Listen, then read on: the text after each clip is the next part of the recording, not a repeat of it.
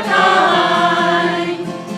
And we're also all of one kind, not us versus others. We're all sisters and brothers. We're each one of a kind. And we're also all of one kind. So let's all be kind to one another. Kindness pays big dividends to the giver too. Feed all kinds of kindness, starve out harm. The receiver's blessed, and at the same time so are you. For your well-being, kindness is the charm. We're each one of a kind, and we're also all of one kind, not us versus others. We're all sisters and brothers. We're each one of a kind, and we're also all of one kind. So let's all be kind to one another. Grandpa said two wolves are fighting for our soul within. One is evil, one does kindly deeds. Grandson thought and asked his grandpa, which one's gonna win? Grandpa softly said, the one we feed. We're each one of a kind, and we're also all of one kind, not us versus others. We're all sisters and brothers. We're each one of a kind, and we're also all of one kind. So let's all be kind to one another. When they let Mandela out of jail, Nelson showed even enemies can make amends. Gracious acts of kindness on a jailer he bestowed. He and that white man became good friends. We're each one of a kind, and we're also all of one kind, not us versus others. We're all sisters and brothers. We're each one of a kind, and we're also all of one kind. So let's all be kind to one another. Let's all be kind. We're all one kind. Let's all be kind to one another.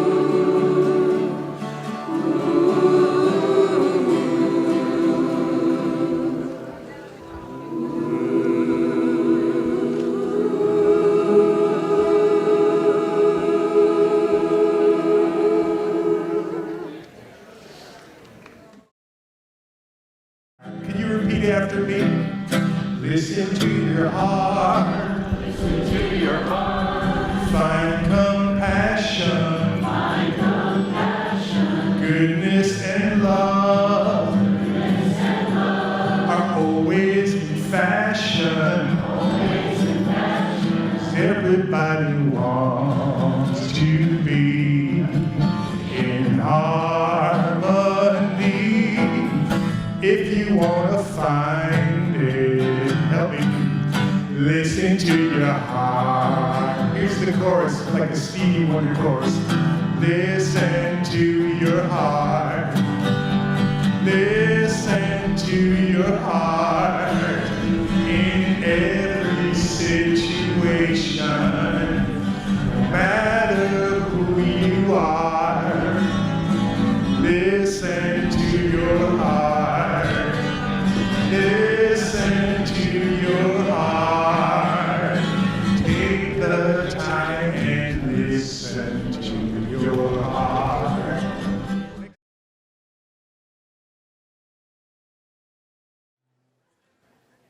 Chela, Joseph Nashi. She said, Takelma people, the good river, upriver people of the Rogue Valley. My ancestors are the Takelma people of the Rogue Valley. I come from the Montgomery family, Melissa Lotta Montgomery, who was forced to relocate from her homelands at gunpoint. And I often dedicate things to her and my ancestors that survived a brutal dislocation from their beloved homeland. So the first thing I would like to do is welcome everybody and say, Deni shu chan nu li, nu me ne chawanti. You're good people. You're kind people, and that's what those words say. I'm going to say a blessing now, and you can respond in any way you see fit. Genash ah, kon le sham de shrenis shu ut I, shu thanash in li, no shrichlan huchan, shu no honin la, he the one our trauma, who are ratsatlam, he. I have a song that I have to sing too.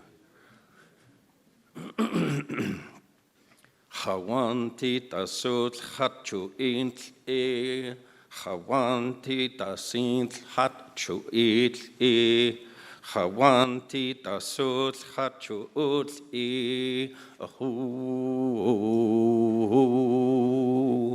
hawanti tasut hatchu ut e. Chawanti tasut chachu ut I, chawanti tasut chachu ut I,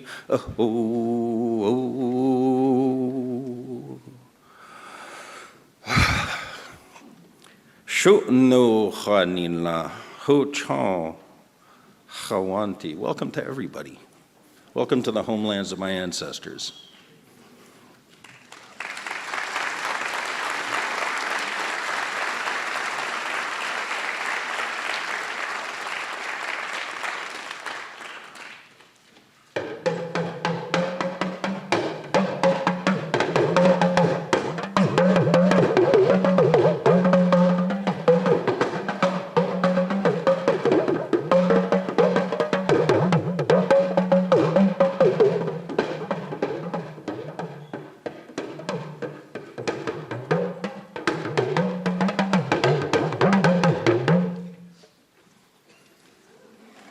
Thank you.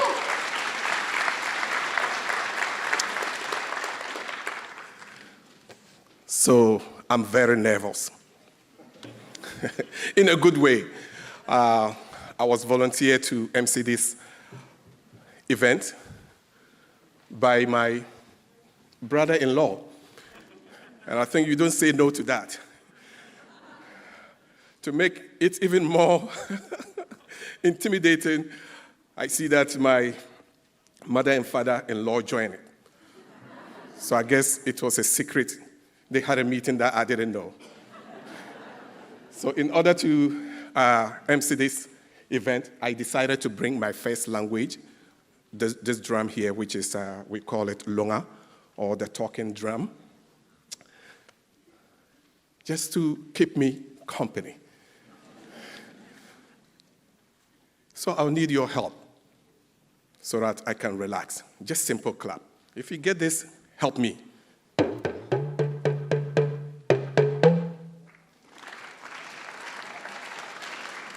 Let's take it again.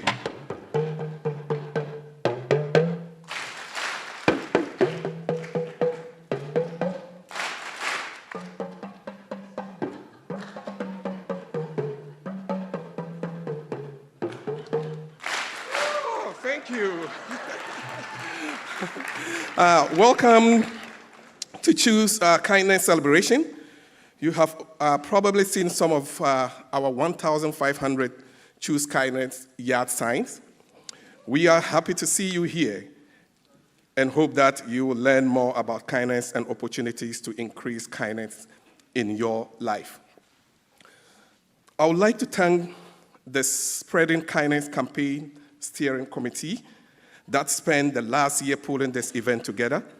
And I would also like to thank all the volunteers, singers, speakers, who are helping out today. Let's give them our appreciation. Thank you.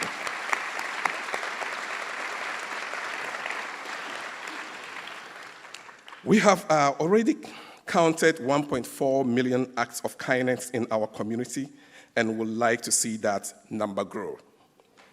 Yes, thank you. One of our goals today is to have every person here make a commitment to increase their kindness. For example, where you came in, I think it's over there, a representative from various volunteer organizations. Please consider volunteering at least one of these many groups that do much to help our community. I think they deserve our round of applause too. Thank you. And just a quick one. You each have a card at your seat. I don't know if... Yeah, take the card with you. Before you leave, take a minute to write comments and suggestions about the event and kindness campaign. If you want to receive monthly emails, update, or become involved in the campaign, write your contact information. Leave the card in the boxes. I think we have some of them here and also in the lobby. So for me, should I say, as you can already tell based on your accents and not mine, kindness is so important. I grew up in a community that respects elders. And for us, our elders are wisdom. They carry so much. So right from the beginning, you are taught not to just be an individual. Of course, you are taught to be an individual, but the common good of the community is constantly put into your upbringing. So I was part of the Dramas family, of course, who are also oral historians in my community. So this simple act of kindness absolutely brought me all the way from a small village in northern Ghana to here in the United States. So my journey started coming to study somewhere in the middle of the United States. And it was through the act of kindness of individuals, people that I don't know, that made it possible for me to go all the way here. And when I got back here, at least when I ended up here in the Pacific Northwest, I couldn't believe it. Just the simple act of smile, walking out and see people smile at you, that completely changed me. So if we can't use this as a guiding principle, we will be able to help our communities a lot. So please turn to a nearby person you do not know and tell that person why you came today. Let's take about a minute or so.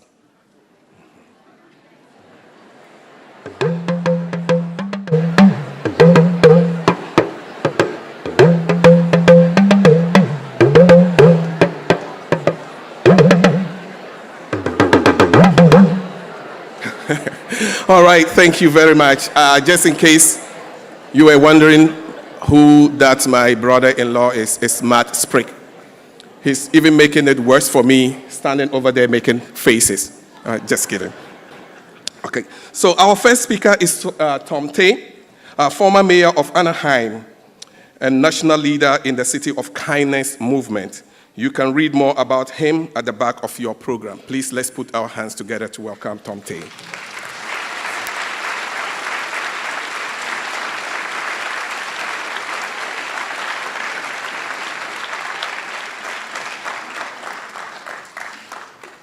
Wow. It is wonderful to be here. In Eugene, I flew up on a plane this morning with a bunch of, actually they're very kind Oregon fans after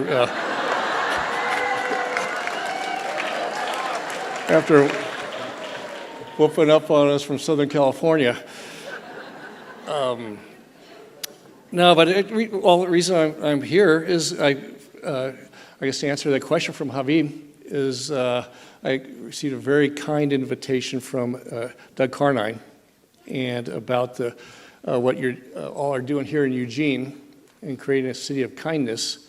And so I'm very honored to be here, and I've had conversations in the past and great coffee today with your wonderful mayor, Mayor Venice, and it's gave me a beautiful welcoming to your city. So I was telling Mayor Venice it is much easier being former mayor than mayor, I can tell you that. So she has a very, very joyful but difficult job, and I know she appreciates the support from her community.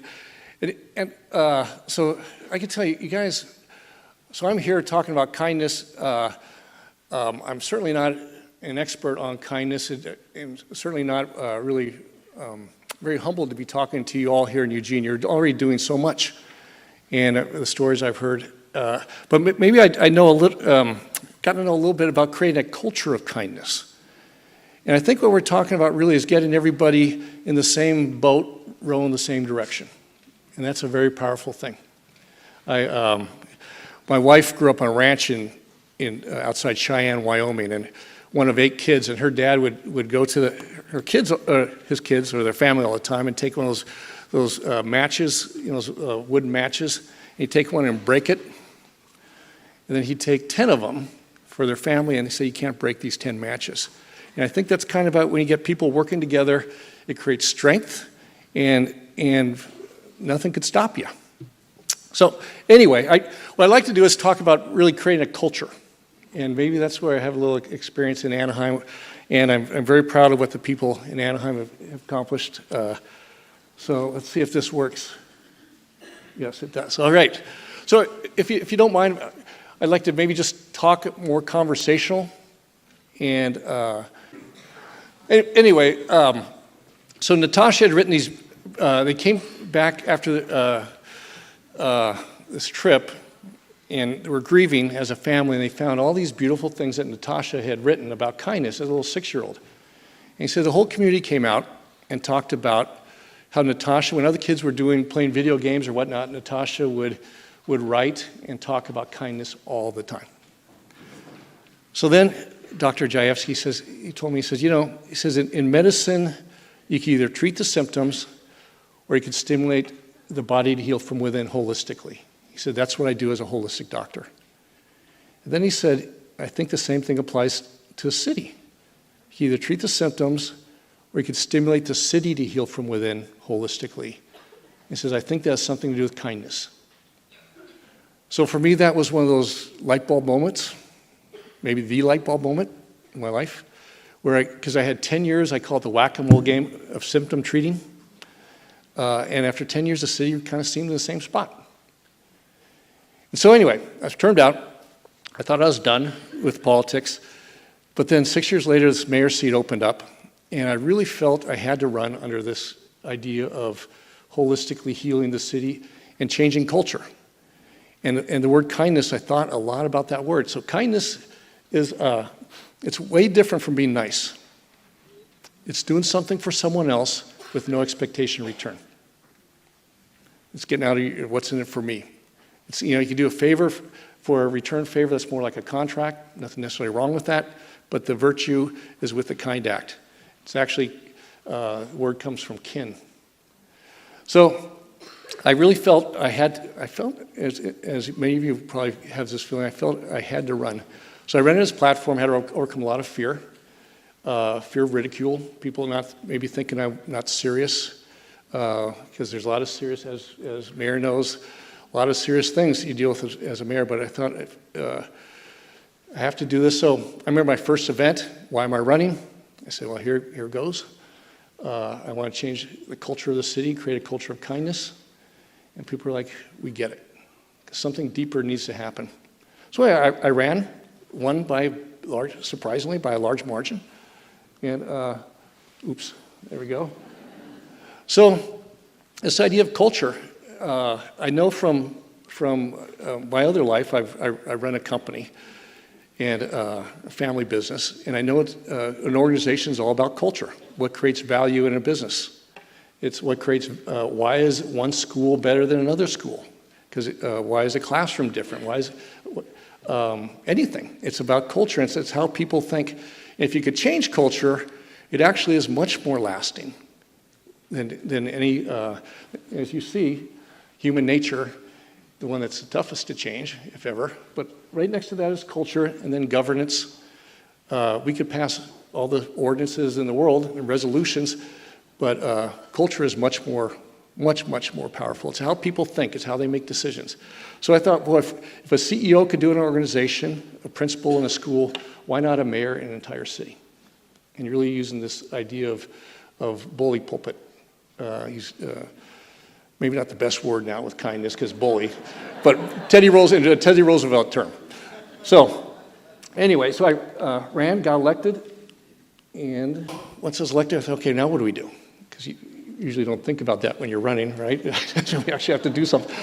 So I thought, okay, how would a kind city respond? And in Southern California, we have issues with a lot of people moving in from all over the country, all over the world, and not knowing their neighbors. You think about it, if you're not connected with your neighbors or others, it becomes a very brittle city. And this idea of resiliency. And you know, when bad things happen, a lot of people, you know, sometimes in government we think, hey, we like to tell people the police will take care of it or the fire department will take care of it. Well, forget that. On these big disasters, there's not nearly enough. Not nearly enough. And it's got to be neighbor looking after neighbor, taking care of one another. So we had to kind of break through that culture of the government's going to take care of everything. And we're only one day away from that big earthquake in Southern California.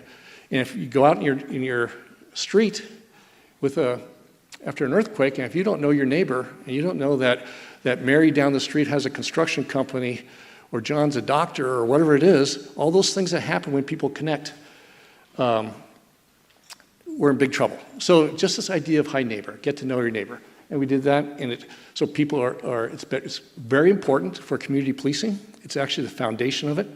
Kindness is what connects people together. It's a mortar that holds, I call it social infrastructure, social muscle. Think about it, it's a kind act, doing something for someone else that connects people. Emergency preparedness, I just mentioned that, but also community building.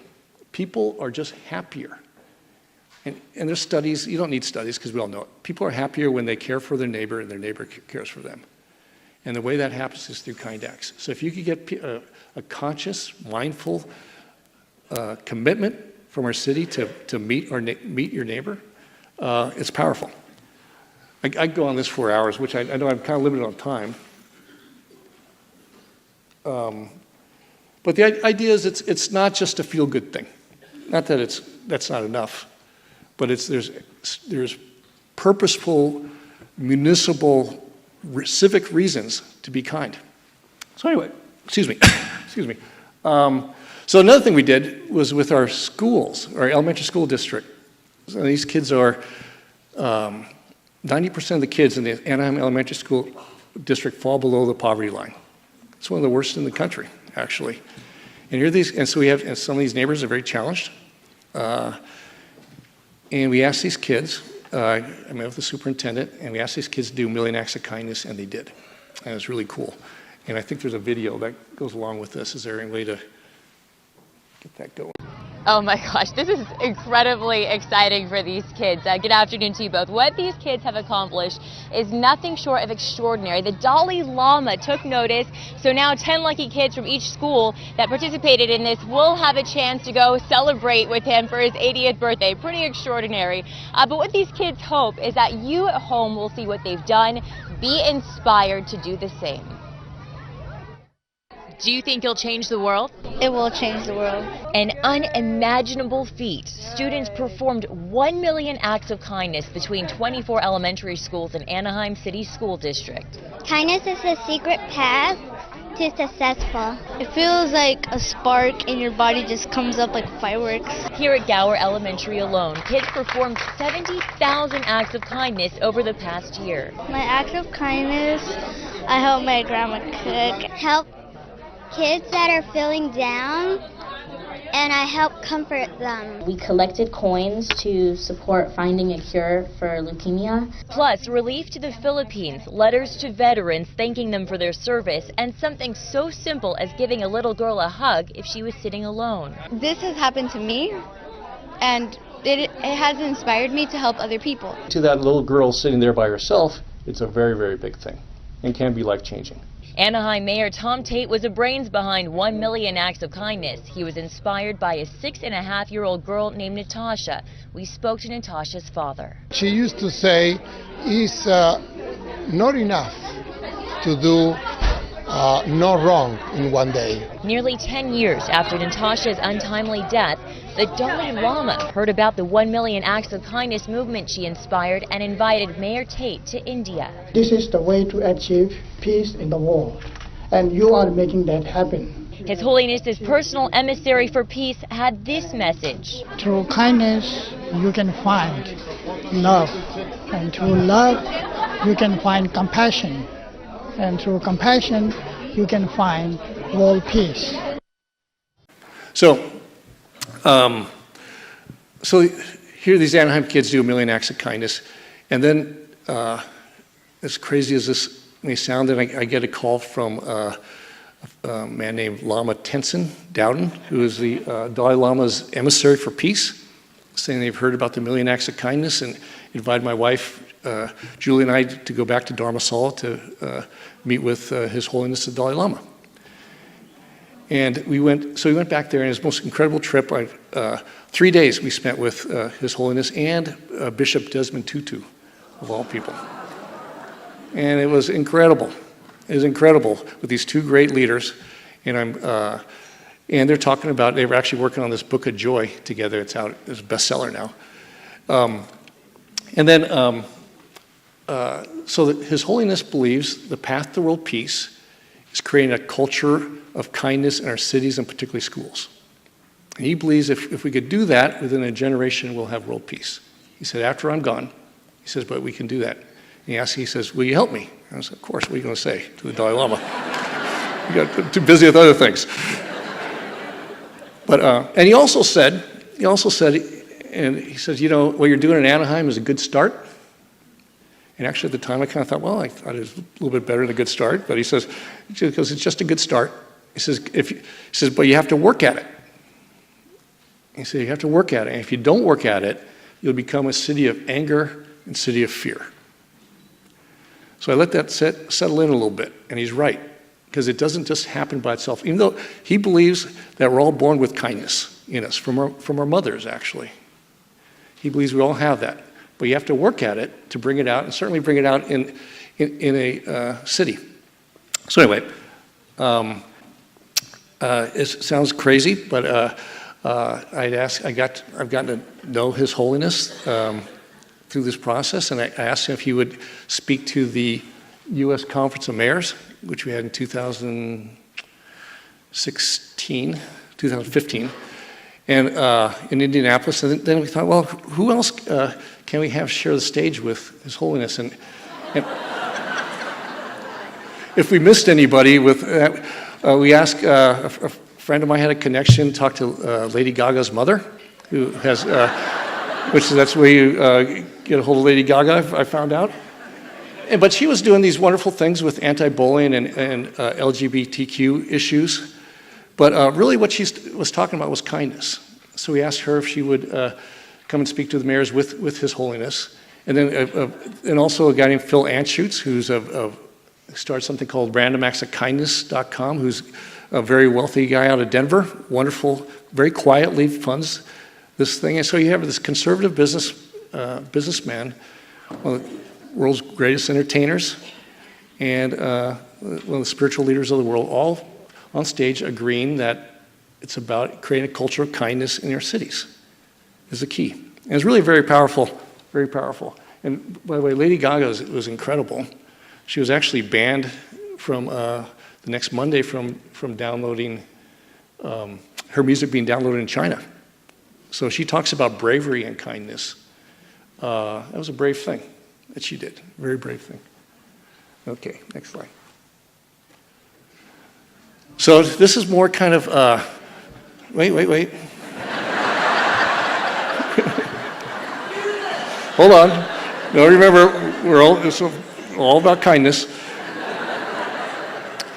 So then, I guess I want to tell you this just to see where this goes. And none of this I could have planned. I never even thought about. But the concept is so powerful. So back in 2016, we had an officer-involved shooting that led to riots in Baton Rouge, St. Paul. And then you had officers who were killed in Dallas by an assassin. And the country was boiling. And I got a call from the White House saying, can you meet with the president tomorrow? He's putting together an emergency task force on community relations, race relations, and community policing.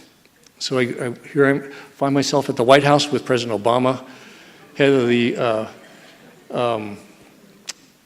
Black Lives Matter movement, head of International Police Chiefs Association, Attorney General, and a handful of other folks. And here I am talking about kindness. And the president says, at the end of the meeting, 5-hour meeting. It was an incredible meeting. But it's kindness that shows the humanity of the community to the police officers. And it's kindness that shows the police officers' humanity to the community. And that's the key to that whole issue, is people understanding each other through acts of kindness. And I remember at that time, you also had issues in New York with Eric Gardner, and you had near riots happening in New York. And you had I remember seeing a picture that went viral, and it was a picture of a New York police officer who someone had snapped a picture, it wasn't like a campaign, of him buying shoes for a homeless man. You guys remember seeing that? Because we went all over the place. Someone just snapped it and they hung it up on the precinct, and someone took a picture of that, and it goes crazy viral. I said that one picture did more for the NYPD relations with the community than any, billion-dollar PR campaign they could have done. That one act of kindness. It's so powerful. Habib talked about an act of kindness. It is, my friend Dr. Jayevsky says, kindness is like there's a plant called a bumble plant, tiny little seed you put in the ground, and nothing could happen for 10 years, and all of a sudden this beautiful bush takes off. And that's the way an act of kindness is. Anyway, that led to, this is State Department, Bureau of Counterterrorism. The idea is there's something called Strong Cities Network, cities throughout the world banding together to counter violent extremism. European cities have got real issues going on right now with people coming back from ISIS, also a rising kind of a Nazi movement in Germany. So here I find myself speaking to counterterrorism folks about kindness. And so, certainly there are short-term issues that have to be dealt with, but in the long term, generationally, people generally don't hate people who are kind to them, or they don't hate a city that is a kind city. So if you could have, in a generation, maybe this many people hating you to this many people, it gets a lot better. Let's see here.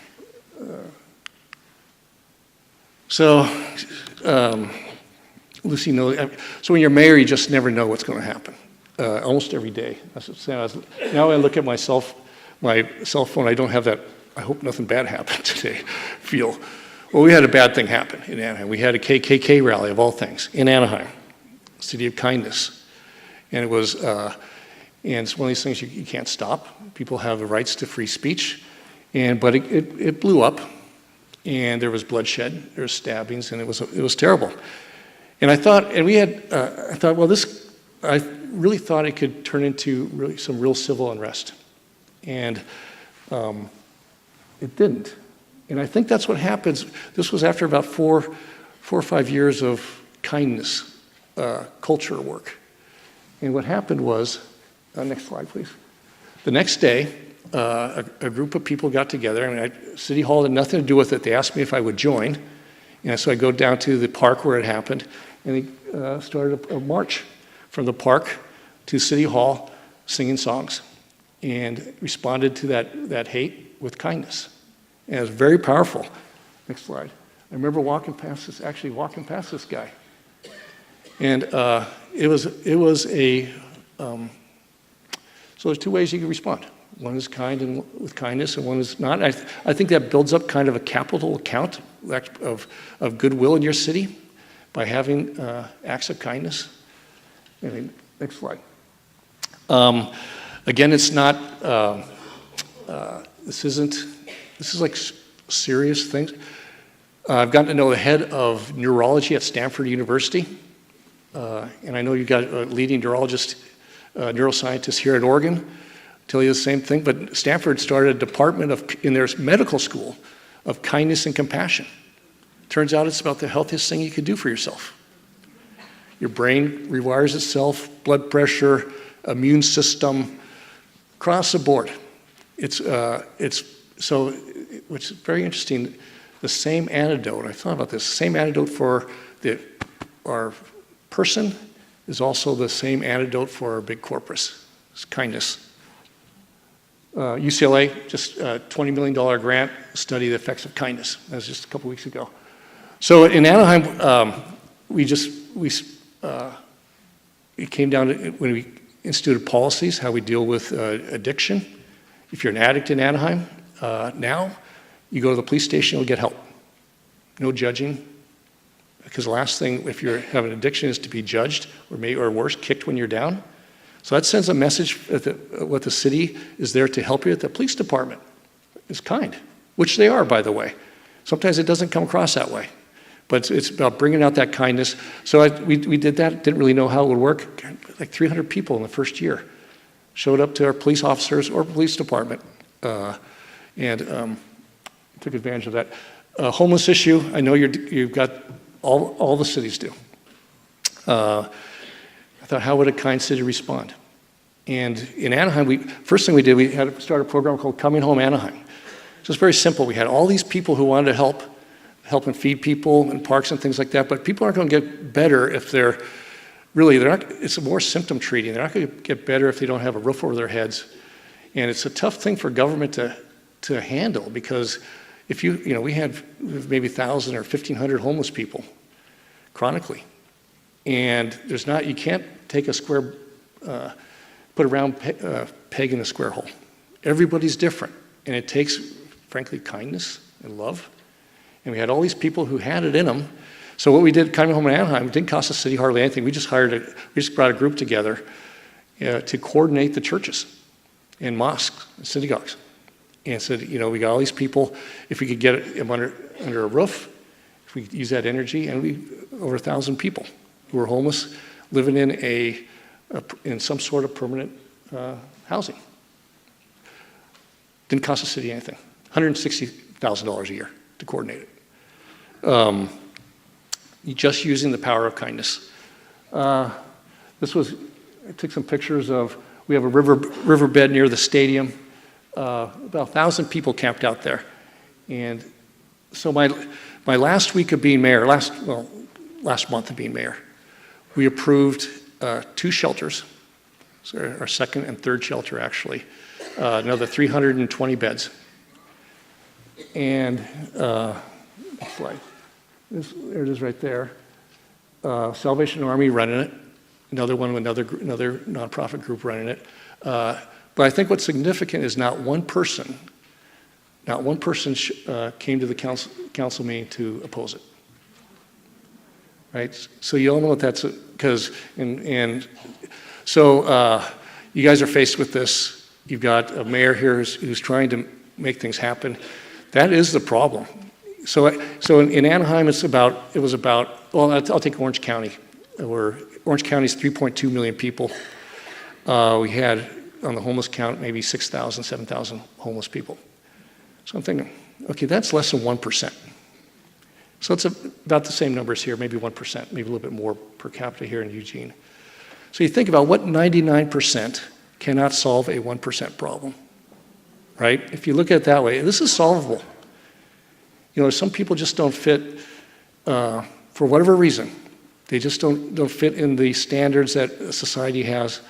And the key is to getting shelter, and the key to that is getting a city around locations, because nobody wants them near them.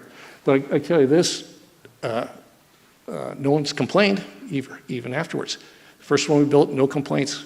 The fear is turned out in Anaheim was much greater than any realization. But the stumbling block is the location, because any location, the people around are going to be fearful, rightfully so. I'm going to say rightfully so. I mean, it's understandable. It's usually the biggest investment people have in their lives is their home or their business, and they're very scared. And it's not going to work out. So, but the community, if it takes the community coming together, think about kindness. And actually, by the way, we talked about this at lunch. Kindness doesn't mean with the homeless situation, it is about holding people accountable too. Because you have public assets, sidewalks, parks that have to be used for its intended purpose. Like a kind parent doesn't let your kids run amok. So kindness also means holding people accountable, but it means getting them in some sort of shelter with a roof over their head, because they're not going to get better. Certainly camping out on a cold sidewalk.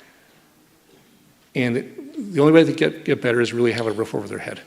And so anyway, it sounds like I'm preachy, and I don't mean to be. Anyway, there's all sorts of the science and everything's really catching. I'm going to say catching up, but it's really lots been written lately. This is Inc. magazine, another article. Next one, making kindness a core tenet of your company. So happens it's great for business. I don't know why it wouldn't.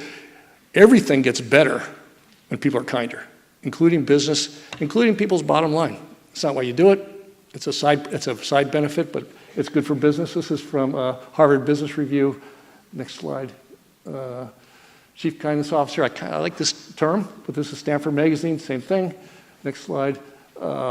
It's actually who wants to work with. Everyone wants to work with kind people. And if your business has a culture of kindness, we actually do it at my business. And this is our 4th year in a row. We were voted one of the best places to work in Orange County. Just by simply embracing the culture of kindness. Schools, I said they were key. I told these kids, K through 6, that they're going to lead the way. And they enthusiastically did. This was Danbrook Elementary. Someone just painted this on the side of the school. So when culture starts to happen, by the way, it took a while. Someone said it was like the first couple of years, it was like the ships were in port and nothing was happening. Then all of a sudden the sails filled, and then things just started happening. So culture change takes a while. And it takes, but I tell you, this number of people in this room, if you all get on the same page and start, I think, just talking about it and getting people mindful and thinking. So at the end of the day, people would say, what's the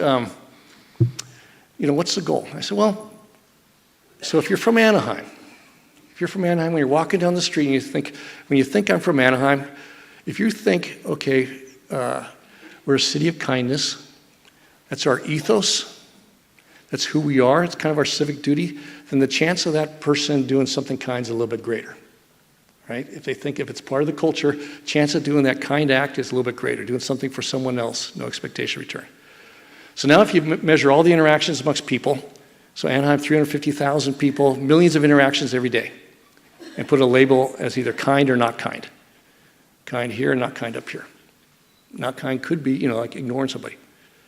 Now, if you change the ethos, change the culture, city of kindness, chance of doing something kind is a little bit greater, it starts to go like this.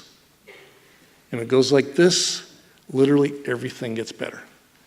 Crime, bullying at schools, senior loneliness, which, by the way, is a killer.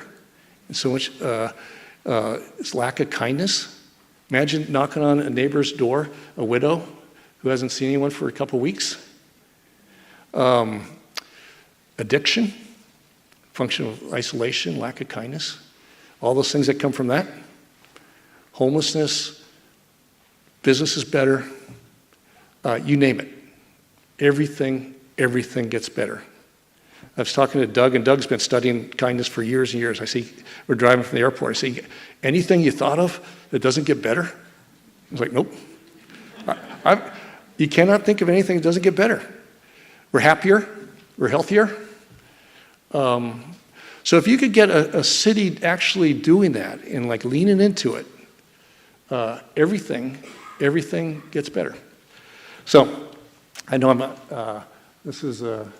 well, that's my wife, Julie. This is someone painted this on the side of a building, another mural. Those are coins we'd pass around, Anaheim City of Kindness. We actually changed our official motto. Not that we needed, we did from something that's kind of lame to City of Kindness. It was kind of lame. To City of Kindness, and people love it. We made these coins, and those little handout coins. The Dalai Lama carries that with him everywhere he goes, he told me. Puts it on his breakfast table, which is amazing to me. This is Be Kind 21, Born This Way Foundation, Lady Gaga. They said, hey, this is last year. They said, why don't you guys, we're starting this thing. If you do something for 21 days, it becomes a habit. If you can be kind for 21 days. So with about 9 days notice, we launched this in our schools, and these are kids. By the way, one of those we had an officer-involved shooting a few years ago, and it turned into civil unrest and lost control of the city, and one of them was in this neighborhood, Paul Revere School. So anyway, the fact that you have this group already together doing this. Love. And through love, you can find compassion. And through compassion, you can find world peace. So,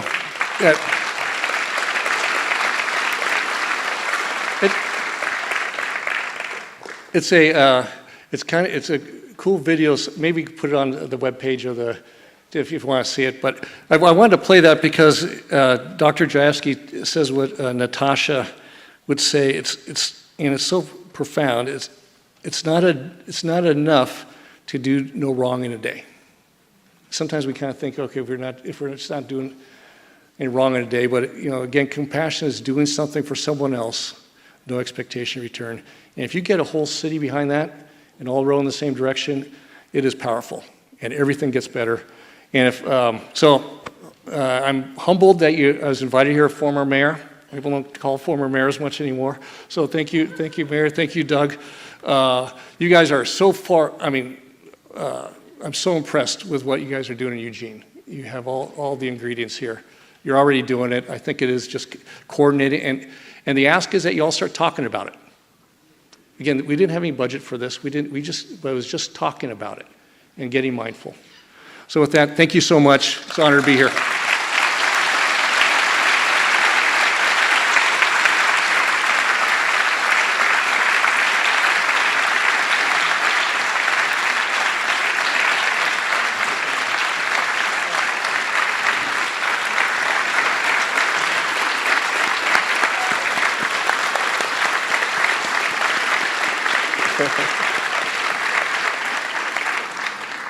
Thank you, Mayor Tom Tate. Anaheim and Eugene are both cities of ducks, which may be the key indicator of kindness. We are pleased to announce our next speaker, Eugene's Mayor Lucy Vennis. Mayor Vennis is a champion of kindness. In fact, if you read her weekly mayor's blog, the first sentence shares her intentions to nurture our conversation and understanding of the issues before us. Today, Mayor Vennis will share her thoughts on kindness and her commitment as a mayor of Eugene.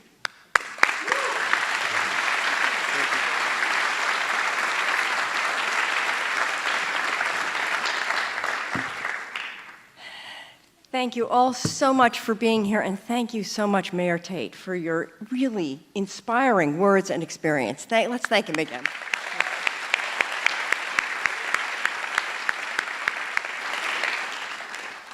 It's such an honor to have you here and to reflect on where we are as a city with respect to kindness. At our City Council public forum last week, 53 members of the public testified on a wide range of topics, from the impacts of homelessness to the urgency of climate change. As I listened to all of these impassioned and urgent concerns, I felt hopeful. These individuals are giving up a pleasant evening at home to share their concerns because they care. They are speaking in the spirit of creating a better community. People are speaking out of a depth of kindness. They are pleading with us as a government to respond in kind. When I review the programs that the City of Eugene includes as acts of kindness, I am struck by this fact. There is no shortage of kindness in our city.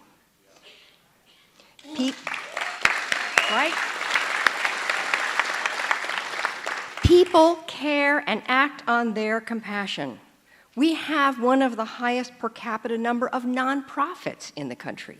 We are a leader in investing in creative, agile, outside-of-the-box solutions to homelessness. We repeatedly pass school bonds to invest in our children. We lead the way in improving accessibility for people who are disabled.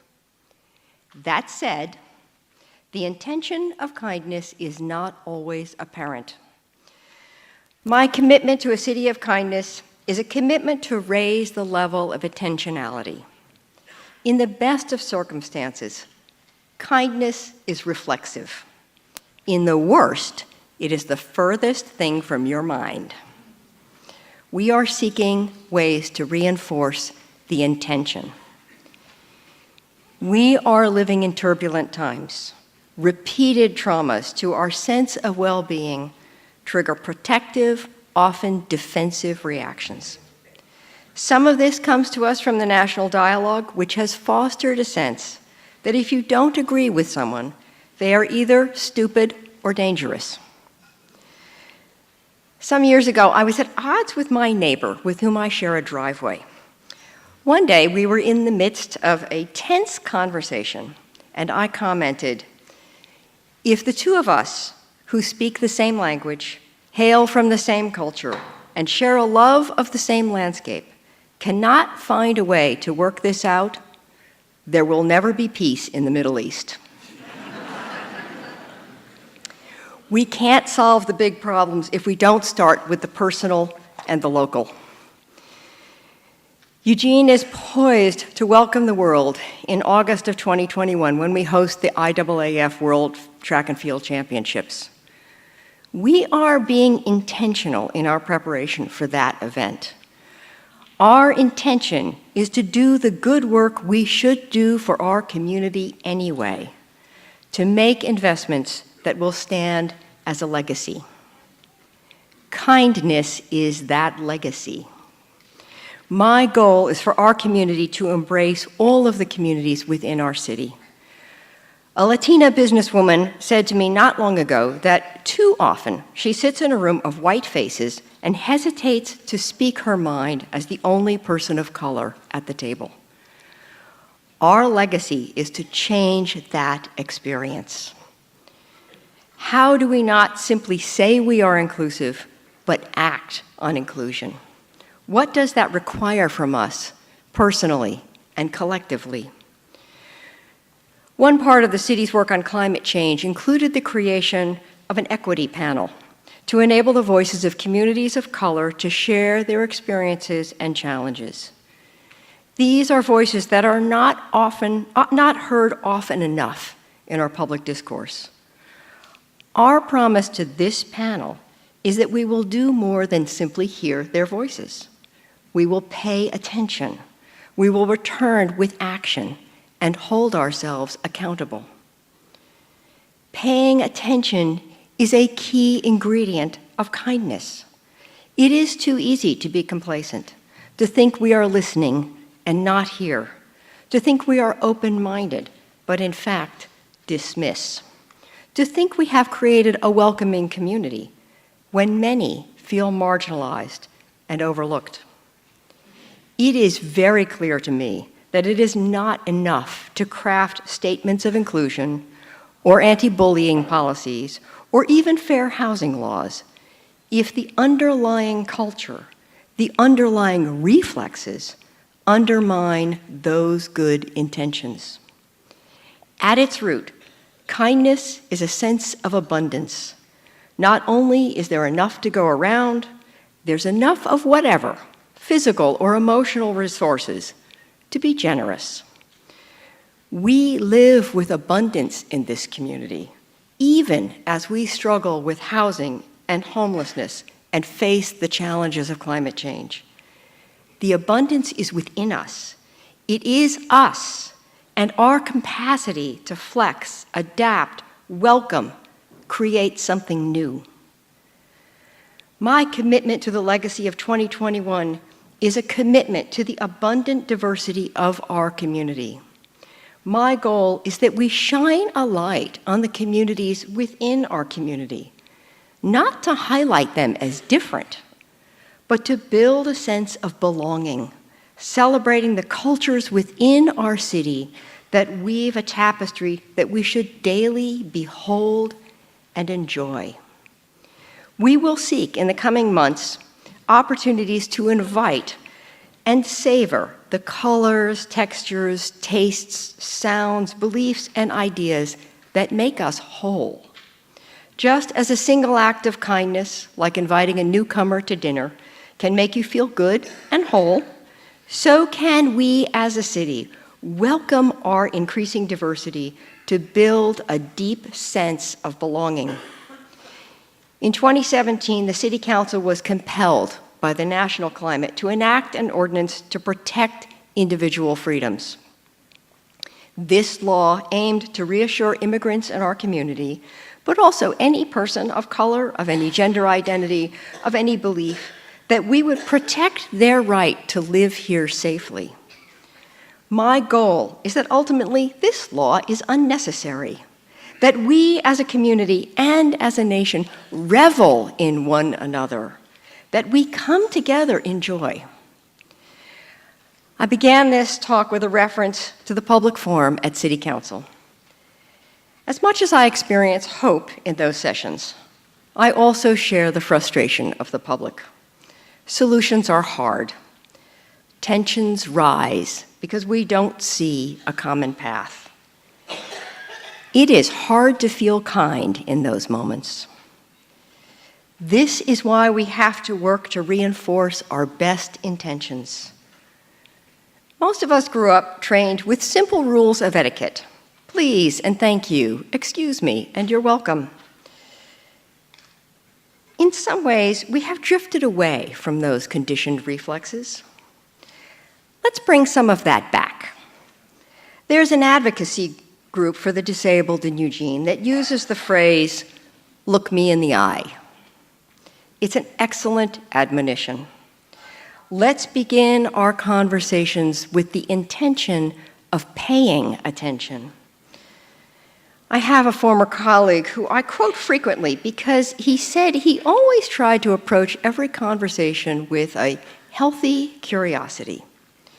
Curiosity will take you past most barriers of understanding. So as you break into your groups today, I ask you to begin not with conviction about what you know and believe, but with curiosity about what you will hear from others. Let's make this curiosity, this capacity to pay attention, this understanding of our own abundance become our abiding intention. And from that, we will live up to our goal to become a city of kindness.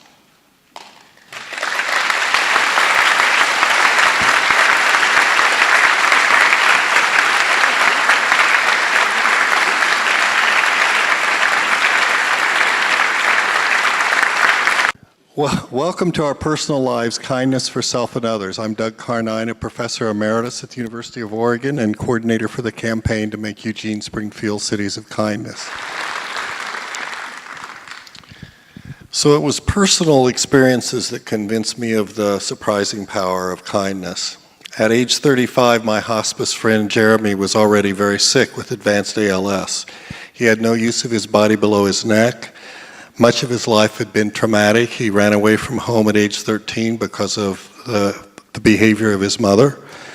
As he lay on his deathbed, when I came to know him, his estranged wife would not allow his 11-year-old daughter to visit him because he'd been involved in a spiritual training as a yogi.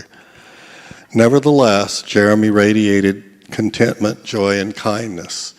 I would go to visit him and there would be other people already there, sometimes people he did not even know, just because they wanted to be in his presence. I even had another hospice worker call me and say, I've heard about Jeremy, would you mind if I go and visit him?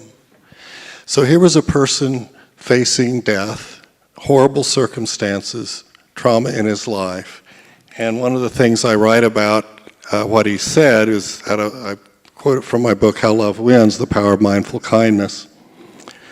I think of life as a drop of water in a river. When the river came to a waterfall, many drops separated, each reflecting light a little differently according to its nature.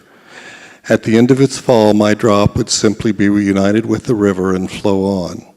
It does not make any difference what kind of water drop you are. You could be any shape, size, or color. You are all the same as I am, and I am the same as you. Well, this experience with Jeremy got me thinking about the work I'd been doing writing a number of men convicted of murder in prison.